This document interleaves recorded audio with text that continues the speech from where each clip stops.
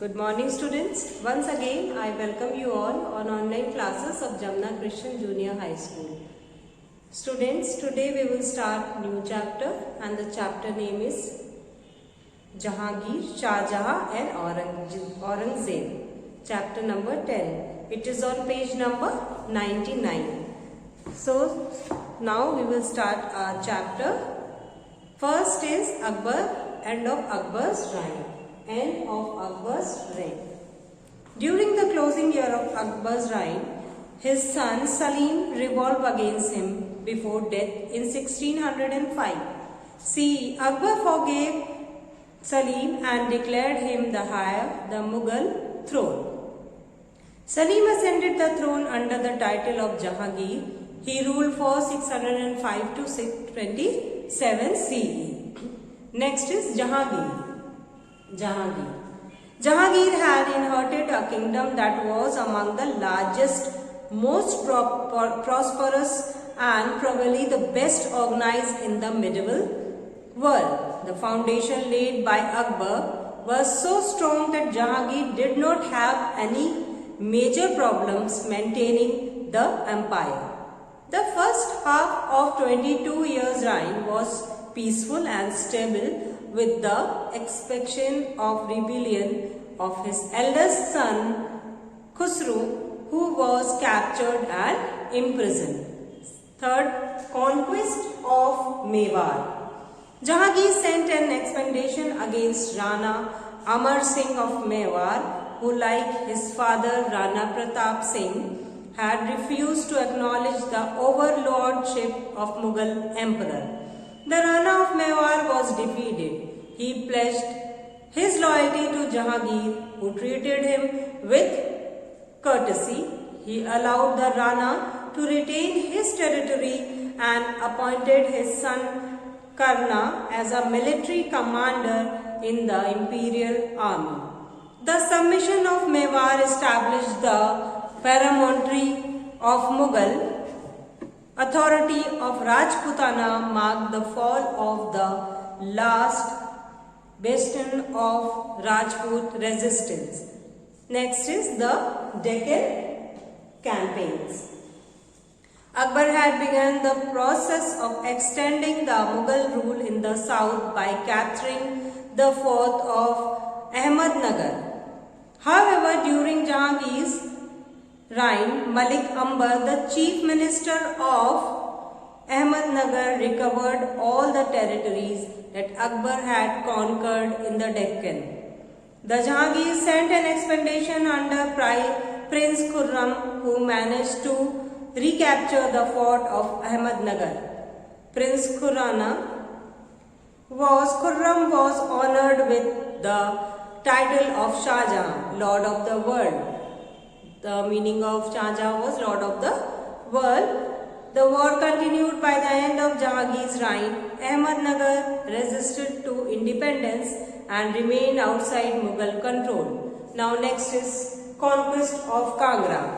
After a siege of 14 months, the fort of Kangra, which Akbar had failed to conquer, submitted to Jahangir. The conquest of Kangra and Mewar gave him great joy because he was able to fulfill Akbar's unrealized imperial dreams. Loss of Kandahar. Next is loss of Kandahar. The Shah of Persia captured Kandahar, which Akbar had conquered. Jahangir's efforts of recover Kandahar ended in failure. Next is Nur Jahan.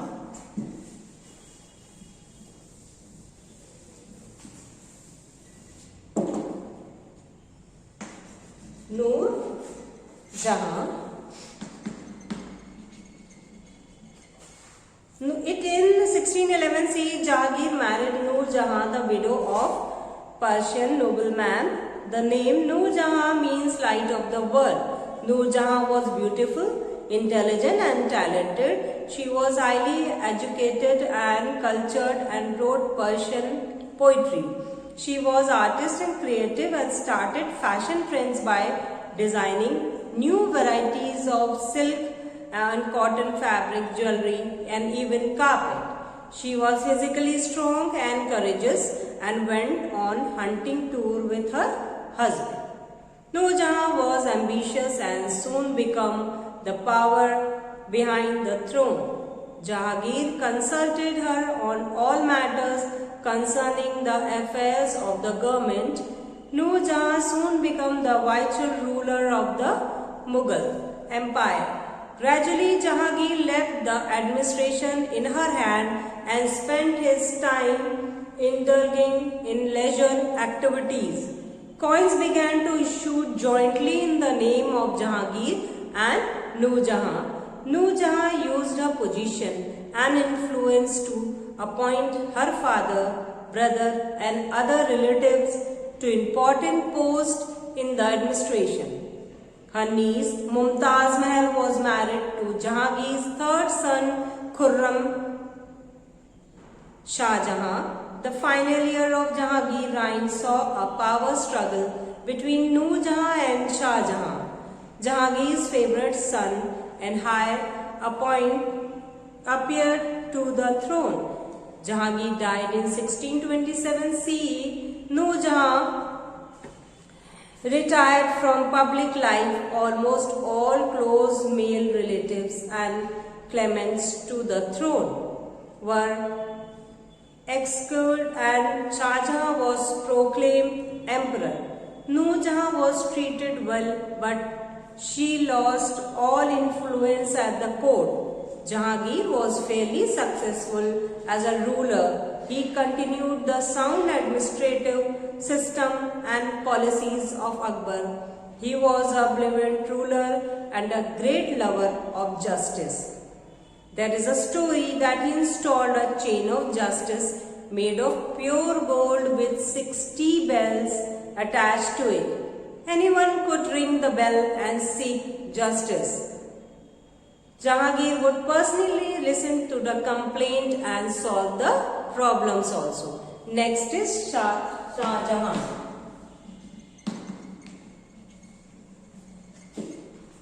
Shah Jahan ascended the Mughal throne in the 1628 CE and ruled till 1658 CE. His reign was an age of splendorous and cultural brilliance. He is known as the Engineer King. His patronage of architecture is legendary and is one of the most important characteristics of his reign. He is remembered even to this days for the magnificent building he constructed. Shah Jahan's reign is the golden age of the Mughal Empire also.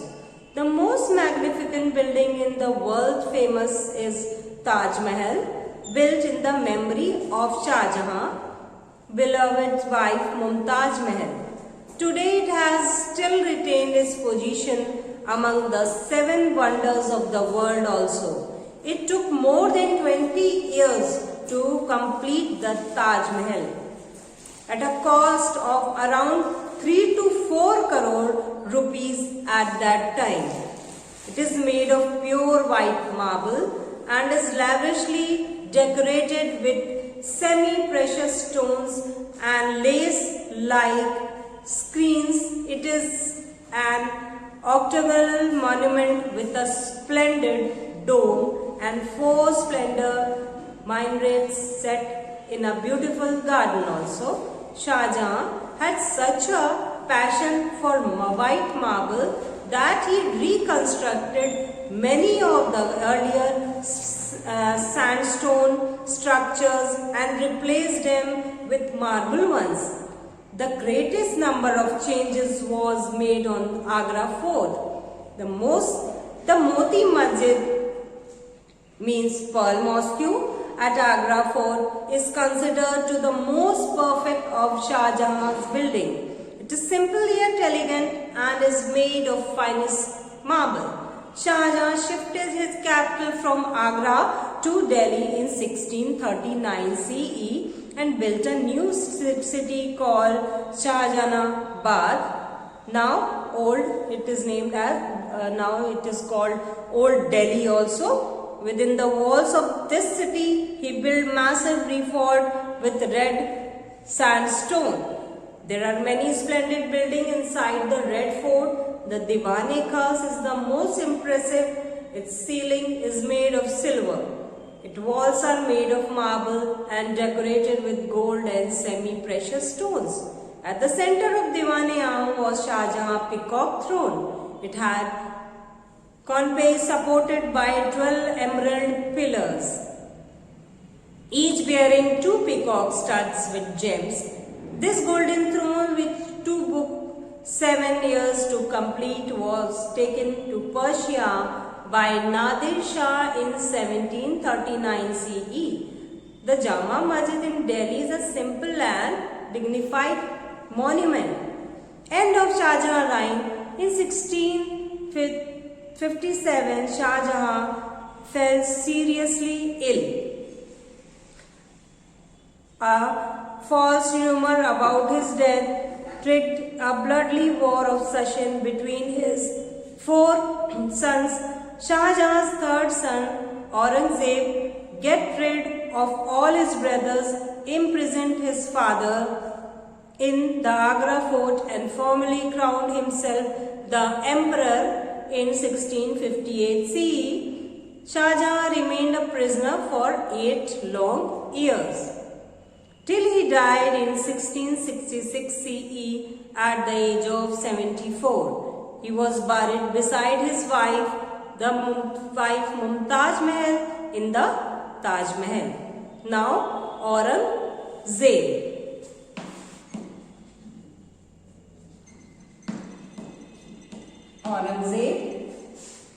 Aurangzeb, the last of the great Mughal emperor, ascended the throne in 1658 CE. After a bloody war of succession, his reign of almost 50 years covering the second half of 17th century CE saw the expansion of the Mughal Empire into the largest single state India had ever known. By the end of the 17th century CE, it stretched from Kashmir in the north to Karnataka in the south, and from the Hindu Kush in the west to Chittaganj in the east. The vastness of the Mughal domination, however, was not matched by sound administrative policies that would provide stability to the empire. During the first 24 years, he lived in North, dealing directly with North India affairs. During the second half, he lived in Deccan. Now, the Aurangzeb's early reign in conquest to the peaceful and stable reign of Jahangir and Shah Jahan.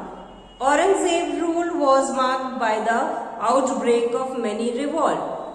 2 factors were mainly responsible for these: the vast of Mughal Empire with its remote frontier provinces.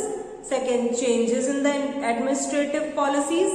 For instance, the revival of Akbar's religious policies.